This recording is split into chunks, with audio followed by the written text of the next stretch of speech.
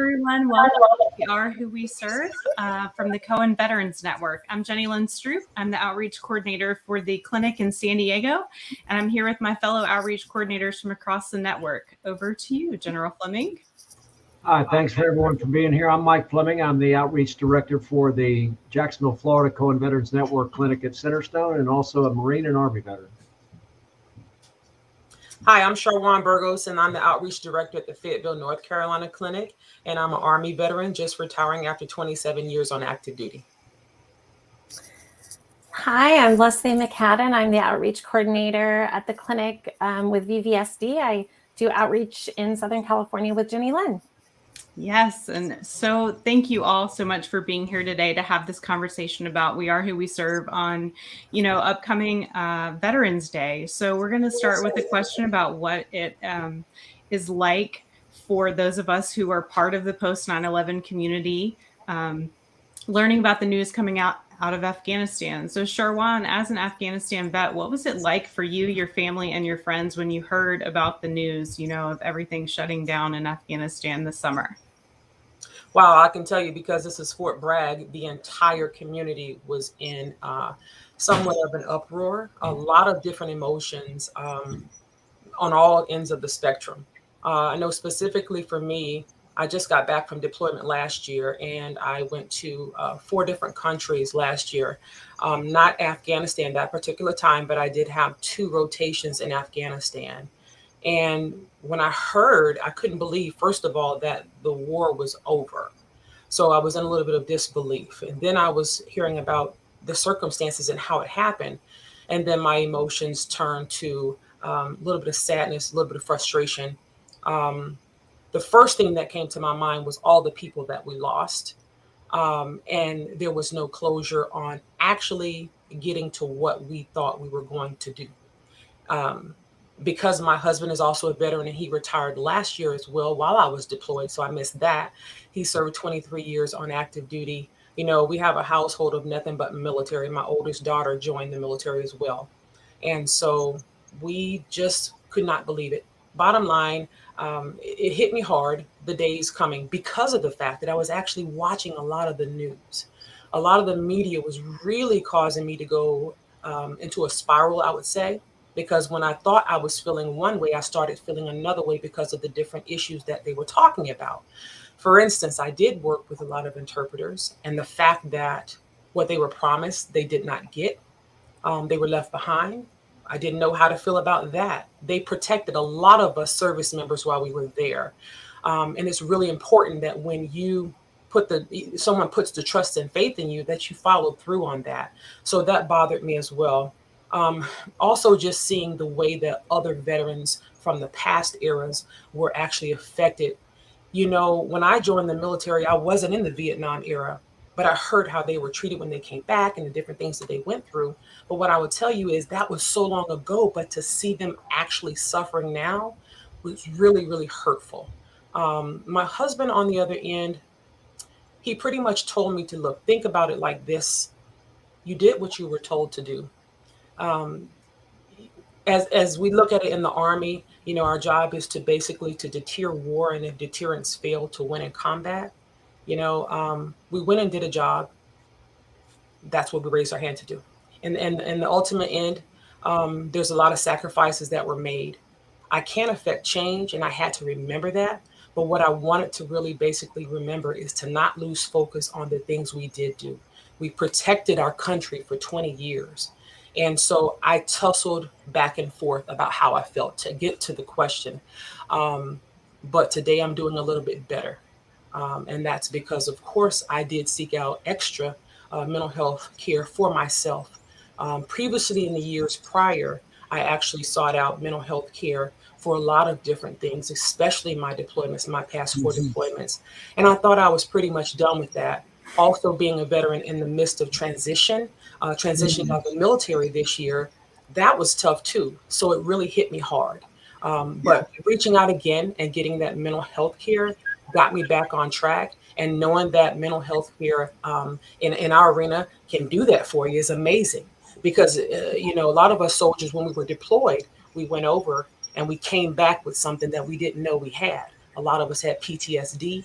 A lot of us had a lot of anxiety. Mm-hmm. And we did not seek out mental health care. So I'm proud to say that now I have no problem turning to getting the help that I need. But yeah, my emotions were everywhere. Oh, I completely I totally hear you, and I applaud you for getting the help that you needed, and learning some good strategies. It sounds like in there of turning off the news a little bit and doing some other things. Thank you so much for sharing your story.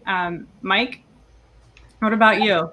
It was quite the emotion, much like Charwan. And actually, I started my career in the mid 70s. So the Vietnam experience, in fact, was very fresh. I did not serve in Vietnam, but served with a lot of Vietnam veterans. And looking at that, seeing the pictures that were coming out of Afghanistan, actually, you could lay the Vietnam withdrawal almost side by side and look identical.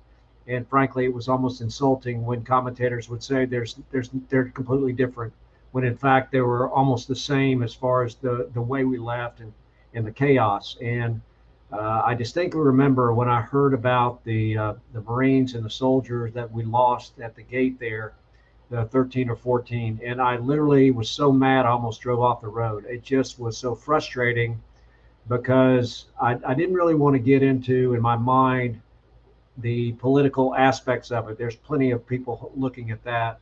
I really looked at it as a member of the military because, frankly, we knew what we had to do, yet for some reason we didn't do it the right way. And you end up losing those men and women there. It was remarkable. And then, much as Charwan talked about, it's a frustration because so much invested there. I did not have a deployment. I visited Afghanistan troops, but I did not have a deployment there. But I had a good friend of mine who was actually in charge for one full year of training the Afghanistan National Army.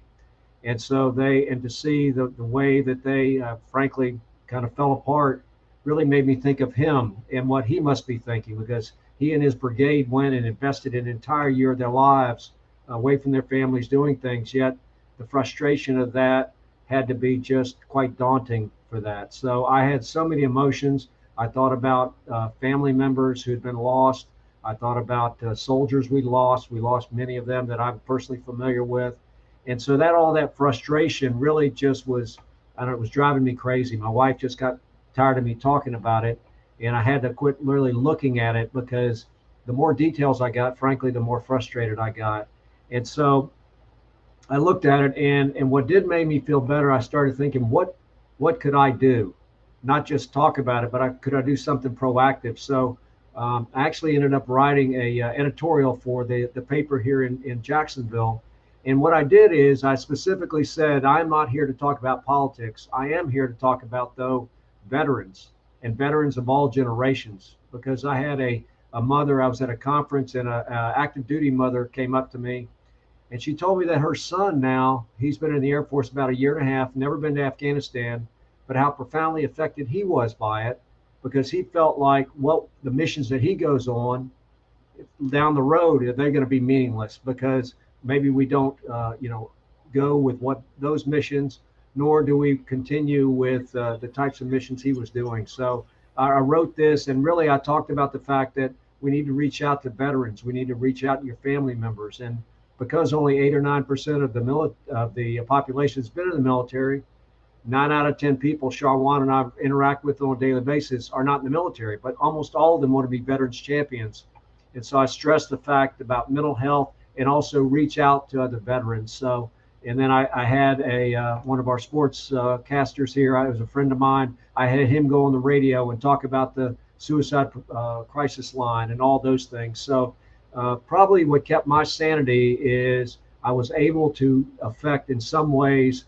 My viewpoint is my main concern is how can we support other veterans? So that ended up being the self-care in addition to talking about it. And then within our company, Centerstone, which is part of the Cohen Veterans Network, we had 2 safe spaces. And so we had veterans on there talking about their experiences. So the biggest thing, and much like Charwan indicated, is to talk about it and not keep it inside.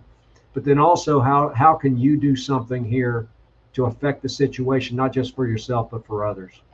Oh, absolutely. I mean, I love that you guys both touched on that it was such an array of motions. I know that as a military spouse, my husband is still active duty, but he did do a deployment to Afghanistan. And for us, it became, the conversation of what are we feeling? Both him as a veteran of the Afghanistan war and me as his spouse who lived on the home front side of that. And it was a very, we had several days of back and forth of what is this like for us? Leslie, I'd like to go to you as a Gold Star spouse to kind of talk about your experience with learning the news out of Afghanistan and what it was like for you and your friends and family. Yeah, it was, like everyone has said, it was a whole lot of emotions. And I think something that became apparent very quickly to me is how, even though we were all being affected, everyone in the military communities, whether you're a spouse or a veteran or retired or active duty, everyone was being affected, but everyone's story was so different. Because for me, it was the news that was coming in and kind of activating the grief in me again for losing my husband 10 years ago, which I'll circle back to and talk about because it was not in Afghanistan. But it was also seen on my newsfeed because I'm connected to so many Gold Star families.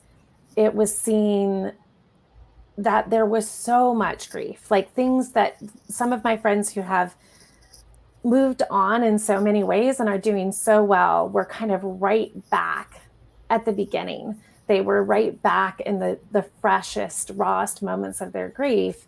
And so I realized early on that it was going to be very important for us to keep the lines of communication open between us, to keep encouraging people to reach out for help and to normalize. And I think that's what we're doing here, that it is completely acceptable and normal and human to be experiencing all kinds of emotions about this. And I think what I wanted to be able to communicate to my friends and what I'm still trying to communicate is that somewhat what Sharwan was saying, that for me to look at it as if it was all for nothing is too painful to bear. Rather, I want to believe, and I do believe, that our service members went in to do the job they were told to do, and they did that job very well. They did what they were supposed to do. And I have to focus still on the fact that even though my husband was affected by losing brothers in arms in Afghanistan and feeling the guilt of not being there because he was in medical school at the time and dealing with the survivor's guilt, that even though it was heavy and difficult and complicated, these are still the top 10% of our country or less, like you said, General Filming, like what is it, 8 or 9%, who stepped up and were willing to do what our country asked. And they did it well. And I'm going to remember that and celebrate that while I'm also processing the feelings, which for me included also, I'm grateful to hear other people said the same. I was on the phone with my therapist the next day. I was talking to my current husband right now. I was on the phone with friends. It was absolutely necessary that I not turn inward, but rather say, hey, this is a lot all at once. I need support. Oh, absolutely. And I think that, it's a great transition to our next question, which is, did community members reach out to any of you to discuss Afghanistan events? And I can say for myself, one, being in this position as an outreach coordinator, and two, being very well established in the spouse community, the answer was yes. I had a lot of, especially civilian friends, turn to me and go, we don't get it. Like, Right. Why do all of you have so many feelings about all of these things? And at first I was a little mad about that. Like, I was like, well, what do you mean? We've been at war for 20 years. Like, what? You don't think I would have feelings? But then I realized, it put me in a wonderful position to really educate folks that really, because as a military spouse, I represent 1/4% of the entire United States population. There's less than 0.5% of people currently serve, and half of those people are married. So I am 0.25% of the entire American population. And what I realized was, you know what, instead of just being mad and frustrated and upset, which I was all of those things, I also realized it gave me a great opportunity to talk with people and go, hey, here are, 3 or 4, at least for me and my family, solid things that we're struggling with. One of them you all touched on earlier was like the Afghan interpreters. We are very close with the interpreter who was my husband's interpreter in Afghanistan. And, we remain closely with them today. And so, to talk about just all of these different things that were coming out, I was really grateful that I did have community go, hey, one, we'd love to understand because we just don't. And 2, like, how can we get better at understanding? And so again, I think that's why we're all here today too. Like, our hope in doing these is that, one, we have veterans and family members and spouses listening today that go, hey, me too. And also we have community folks that are like, oh, okay, great. Like, thank you all for shining some light on your own perspective. So Sharwan, I'm going to go back to you. Did members of, you're in Fort Bragg, so I know you're in a huge military community, but what was it like down there, and who reached out to you? Okay, well, I'm going to talk about another side of that. Yes, people reached out for a lot of different reasons, but I was more frustrated because people reached out to soldiers and veterans as if we were the newest thing on the planet. We have been serving for years, 20 years. Mm-hmm. And there's been times where people have sought out to speak to a veteran to get their opinions on something. But every time you turned around, there was a microphone, not literally, but everyone wanting to know how you felt. Yeah. And I felt like, where were you 10 years ago, 5 years ago? Where were you? We have manned the battlefield for 20 years, even when the news stated that there's no one here, there's no one there. Soldiers have been there. You hear them constantly going in and out. But the fact of it is, we were popular. We were very popular. And it didn't sit right with me. I felt like, I don't want to talk to you now. No, you should have been asking me how I felt about a lot of stuff and how you could have supported me in a lot of ways. And it just seemed like I was more defensive when some people reached out to me and I didn't want to talk. And then, then I've had people to tell me, no, go ahead and tell them, use that platform that you have. But at the same time, after 27 years, I've been bound by really no freedom of speech, I would per se. The people don't understand that. Civilians don't get the fact that, veterans won't just say anything. We're trained to be very particular about the things that we put out in the media and how we act in the media and things we say. So because I had just retired, my mindset was still, I'm not talking to you and telling you how I feel about anything. So yes, the community did reach out to me. We have also had other organizations that did, as Mr. Fleming said, want to come together and kind of create some safe spaces. And I will tell you, the most positive thing about it is this community acted real fast. And I'm talking about organizations that you probably haven't heard about or hadn't worked with in a while. We're talking about the VA standing next to, the Cohen Clinic standing next to, Fort Bragg's organizations, and everyone was really locking arms, like literally. We're even talking about the school system because the children were hurting because of the fact that when they said we pulled out, then we pushed back in, and Fort Bragg was just in an uproar. So yes, the community reached out, and it was a lot of different, again, range of ways that they reached out. But I was a little defensive about the fact that everyone wanted to talk. Anytime you told them you were a veteran, they wanted to know how you felt. Even the man sitting next to you in the restaurant. Hey, how do you feel? How do you feel about this? And how do you feel about that? So, that's my take on it. Yeah, no. And I appreciate your vulnerability and transparency. I mean, it's important that similarly, I mean, my husband and I had some of the same conversations, like, really, we've been at this for 20 years. You're going to call me today? Like, Yes. where, Yes. where were you 20 years ago? Right. No, I totally get it. And thank you, like, for being honest and transparent about that. I know, I think it's important that people hear the real emotions for that. Mike, what about you? What was your community experience? To follow a little bit from Charwan, when people would ask how I felt about it, I really feel like most of the time they really weren't asking me what I personally felt. It's what I thought about maybe politically or military decisions, much less than Mike Fleming as a veteran. How are you reacting? What's your personal one? And I was fortunate enough to be a general officer, so sometimes, occasionally, people actually listen to what I say. So sometimes I have to be careful. And I don't think it was a shining moment, frankly, for our military leadership. There are things that should have been done better. But what I kept coming back to me, to alleviate my frustration, is what could I do to say, how can veterans get help? And again, it stretches, and we've all talked about it, it stretches beyond someone who served in Afghanistan. It stretches across generations, because the Vietnam veterans were treated horribly when they came home, not only when they were in uniform, but for generations.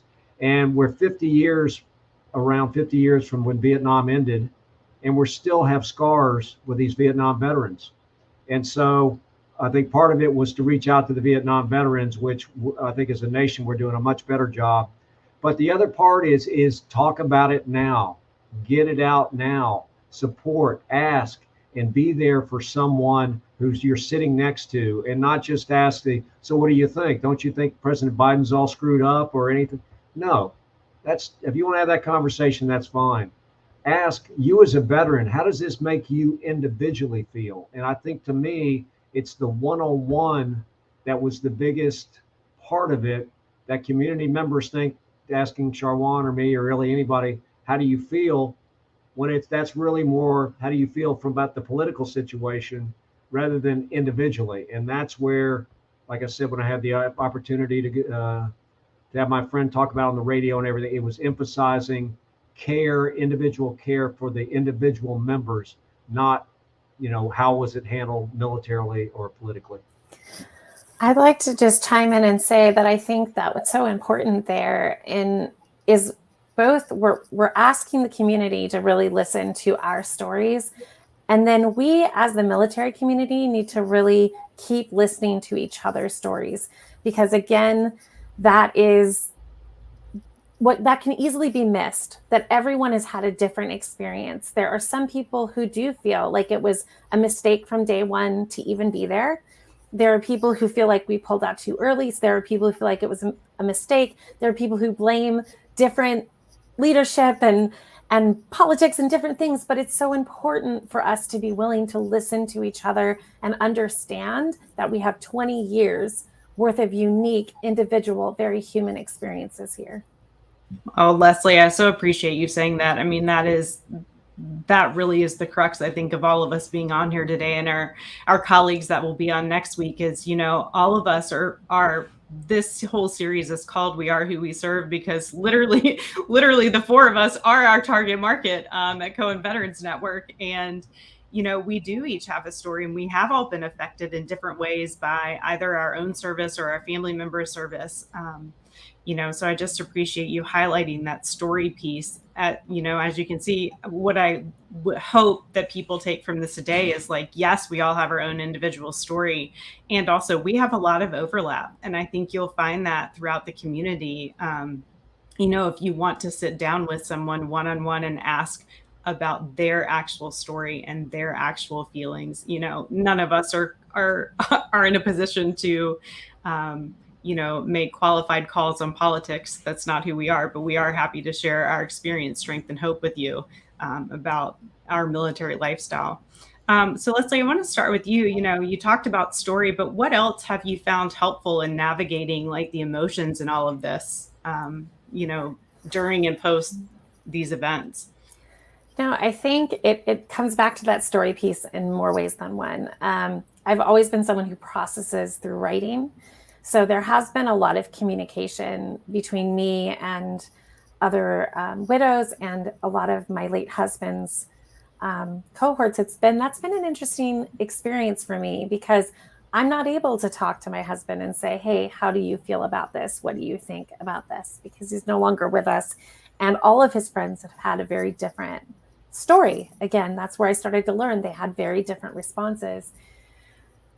What became important to me was to be really honest about my feelings, which for me is easy to do in writing, to reach out for help, and then the listening piece. And I actually think this might be a good place to share that I had kind of a unique opportunity to listen to story and to hear story. And that was, I was in an Uber, like just riding somewhere, and my driver didn't speak English very well. And somehow over the course of this 30-minute drive, we figured out how to communicate enough for me to learn that he was actually from Afghanistan. He was a colonel, and he had made it out a few months before with his wife and 4 children. And he was here. He's here now. Here, you know, it hit me so hard that here was this leader in the military thinking about a colonel here at home, driving an Uber. And I was feeling all this grief and fear and feelings. And when I started to share that with him, that I had grief and concern and sorrow, and almost felt like I wanted to apologize. I was trying to figure out, even though I don't know what for exactly, you know, except that it didn't go the way that I wanted it to go. And as I was having all these feelings, because I was willing to listen to his story, I was floored that his story was full of gratitude, that he wasn't experiencing that same feeling of regret and sorrow. And he was simply grateful that we had tried, and grateful that we had done all that we could, and grateful that he has the opportunity, even though he knew it was a mess and left some family behind and all of those things and all that pain. His story was one of gratitude, and that has helped me. And by being willing to listen, again, to each other's stories and not just through our own, I think it gives us those, just the little pieces of the puzzle to kind of create a road forward, pave it ahead of us as we kind of slowly move forward and put our feelings together. So I'd love to hear too what you've done, General Fleming, how you've helped yourself with those emotions, like what you've done, and anyone who wants to chime in. I know writing is my jam, but what has it been for you?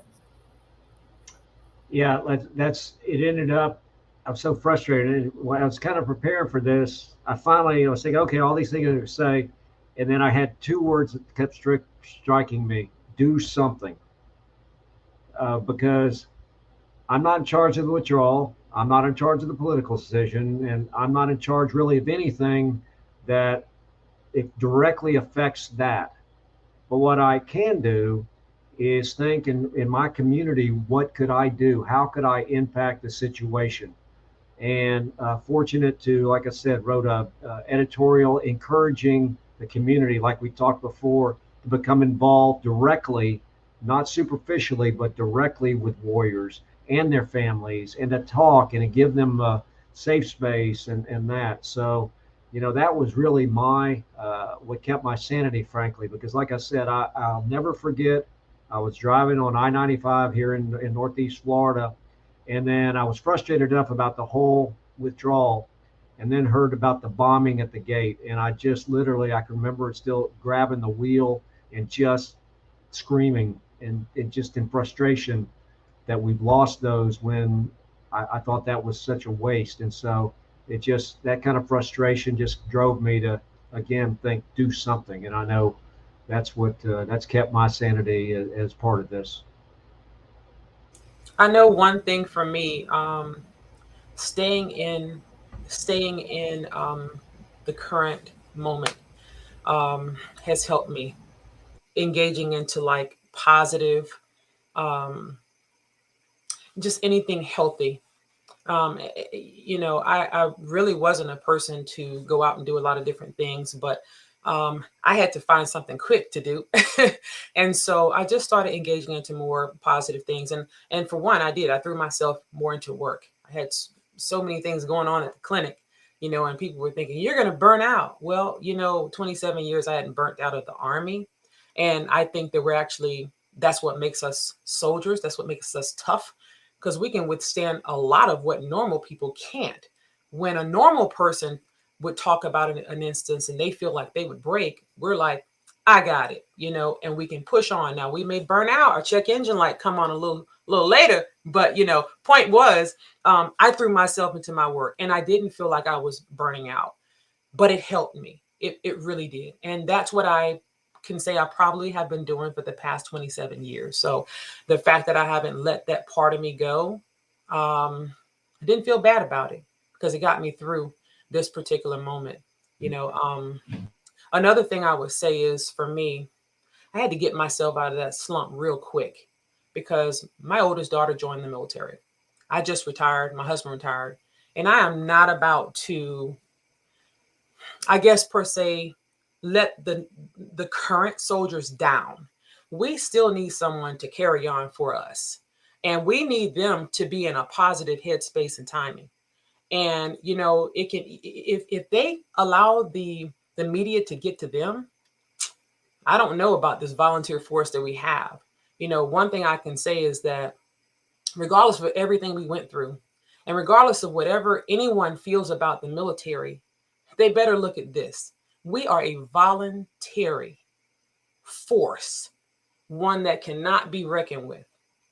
Tell me where you have tell me what country that has so many soldiers, voluntary, that are serving their country because they want to. It doesn't matter why they joined, whether that was for the education or for the medical, but they served. Because if you're just joining for education and medical, you're going to find out real quick in basic training that, I got to do a lot more than what I thought I had to do for this medical and education.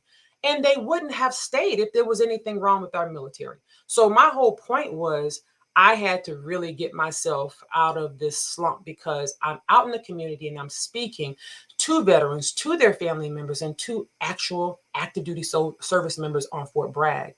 And I didn't want to be in that type of headspace and timing. So that's what I felt I needed to do. Yeah, no, thank you all for sharing those tips. For me, the moving forward and the navigating, really, I work for a mental health organization. I think, like many, we got here because we saw the benefits of mental health in our own lives and our own families' lives. I really did. I turned to therapy. I turned to, working with others in the community. And the fact that everybody shared a little piece of do something and moving forward, I think speaks so highly of this community as a whole, and really kind of embodies who we are as a community, veterans and still active duty, of, how we continue to, welcome back, how we continue to do things as a community. So, as we wrap up here, what do you think, and what are the steps you're taking, and how do you think we can move forward together as a community? And I mean that in all of us are in high concentration military areas. All of us have a direct connection to the military, but we're also part of our civilian communities too. So how do we move forward after this 20 years of conflict that's now come to an end, and still have that positive spin? And Sherwan, I think I want to kick it back to you first. I know you said it's keeping a positive attitude, because we have our next generation of folks who are voluntarily serving. I think one thing we have to do, and one thing we have to learn to say is, if you're a parent, we've all made mistakes. We've all done things that we could have done a little bit better. And so I just feel like we need to let the current military soldiers know that there's different ways that we can do things a lot better.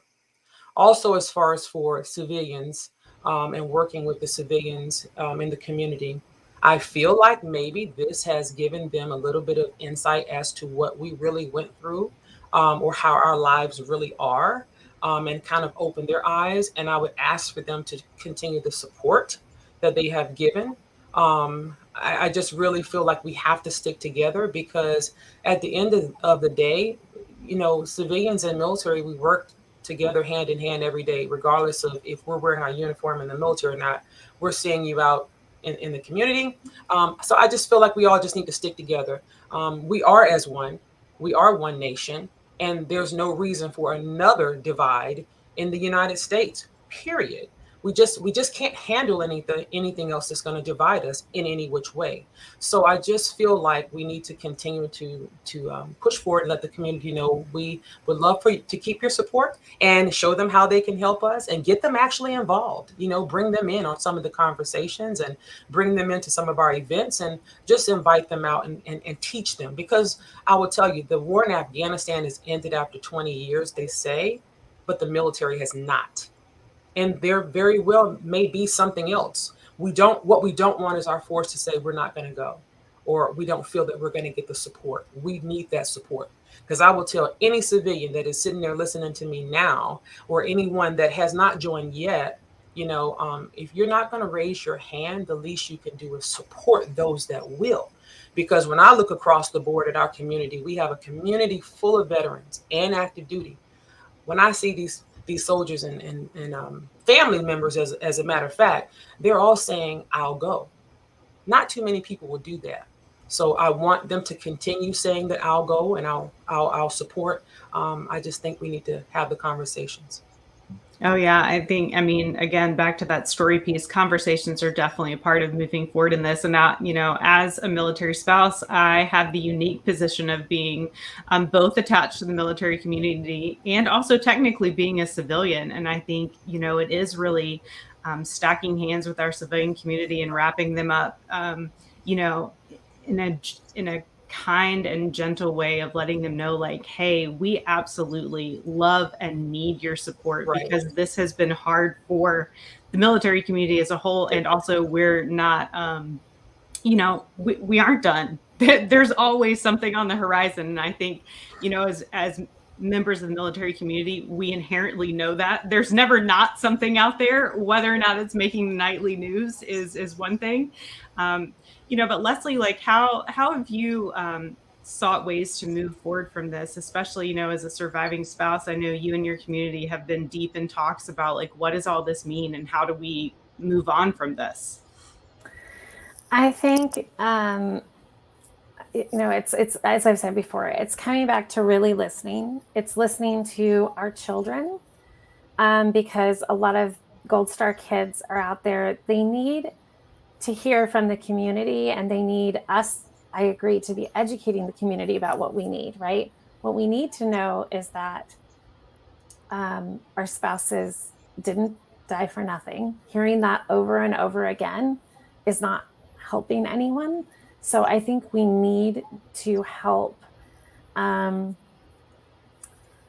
especially for our children out there, help them see that this is a complex story that's gone on for 20 years with lots of moving parts, and that we simply can celebrate, again, what we've been talking about here, that we have very brave, heroic people willing to step up, and then continue the conversation very openly about this is exactly why we are dealing with a crisis of like PTSD and suicide, that this is how I lost my late husband, was due to suicide, and the sort of community that you're in, where you have such intensity of emotion, often on top of maybe mental health issues and maybe fear about actually seeking out help.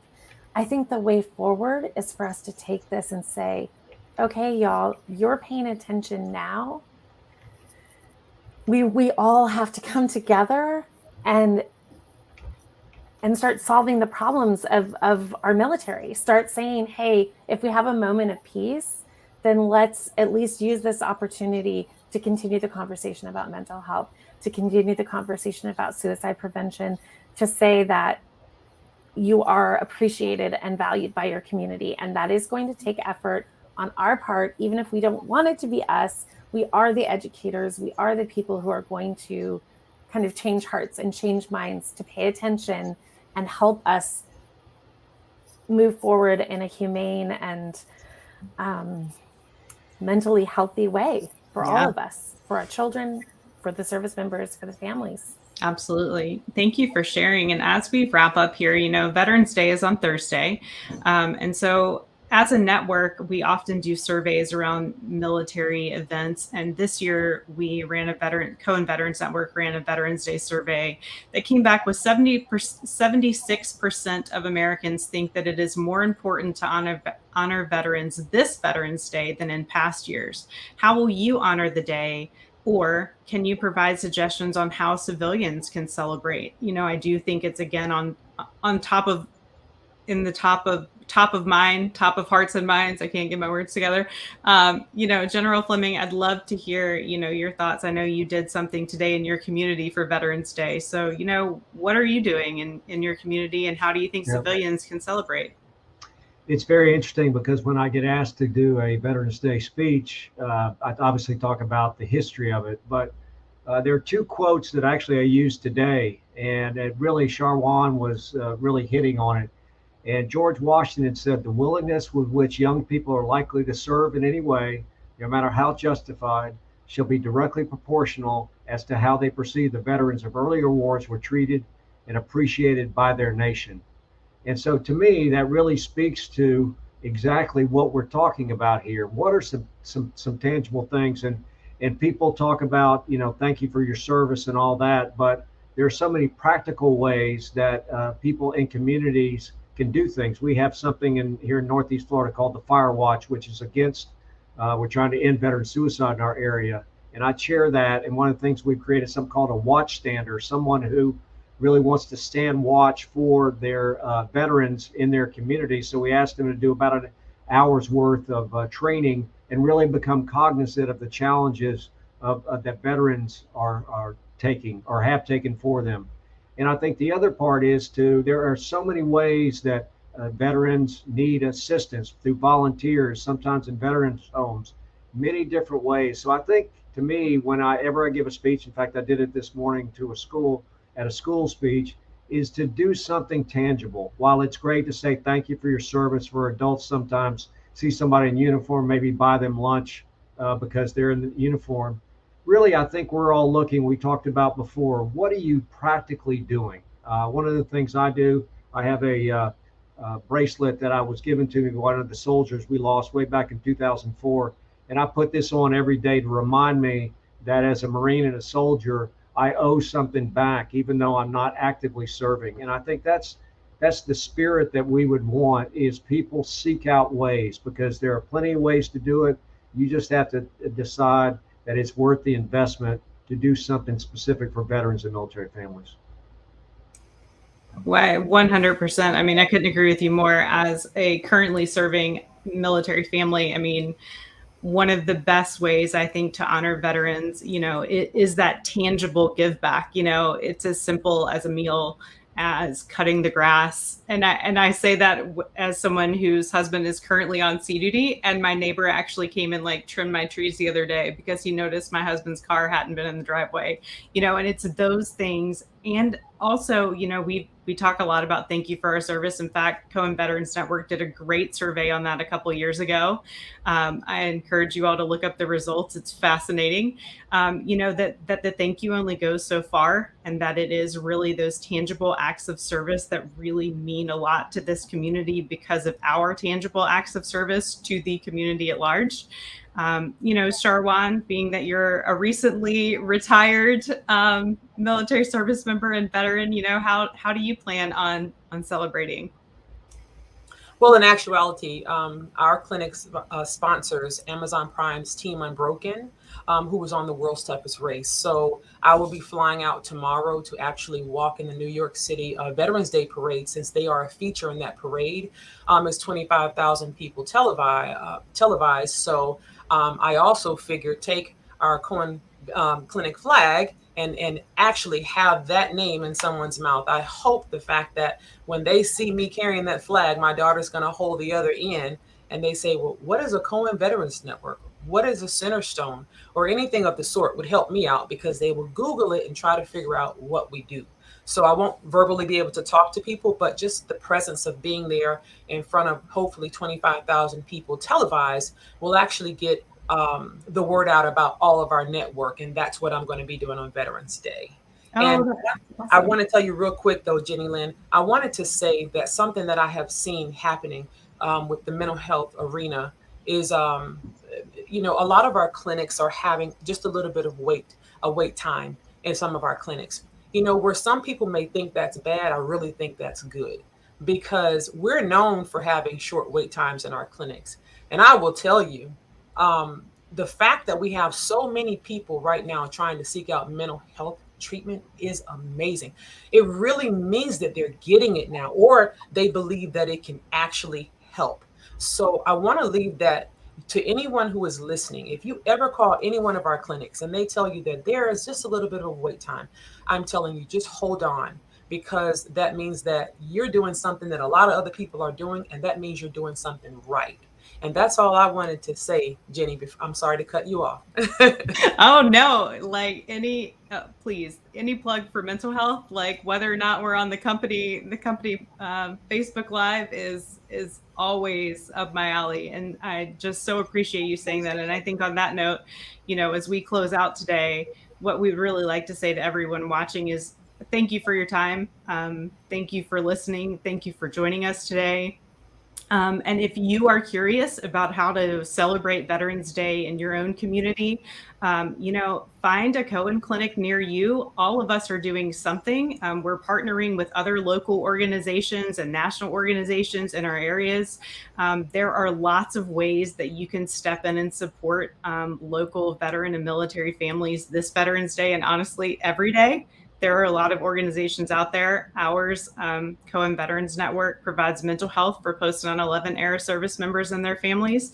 And we would love to have you as a volunteer, to have you join our community. And also join us again next week. We have another 4 members of our outreach staff from around the network that will be live at 4 on Tuesday, November 16th, really talking about those communities and ways that you can get out and serve in your community in conjunction with the Cohen Veterans Network. So thank you all so much for your time. Happy Veterans Day. We appreciate you being here.